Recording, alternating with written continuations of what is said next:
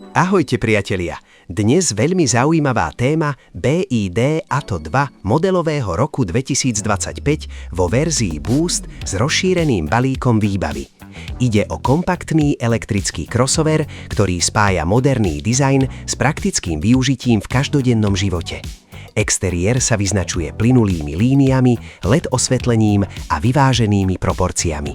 Zatiaľ čo interiér ponúka digitálny prístrojový panel, veľký centrálny displej, kvalitné materiály a priestranný interiér vo svojej triede. BYD Atto 2 je poháňaný elektromotorom s výkonom 130 kW, teda 177 koní, v kombinácii s automatickou prevodovkou, čo zabezpečuje plynulú a tichú jazdu.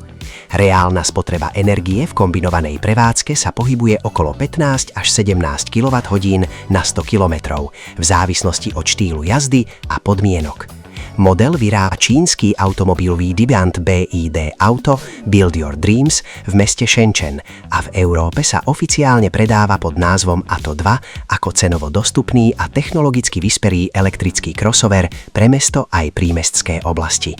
Ďakujeme za sledovanie a osobitné poďakovanie za lajky. Prihláste sa na odber, ak máte radi autá. Dovidenia.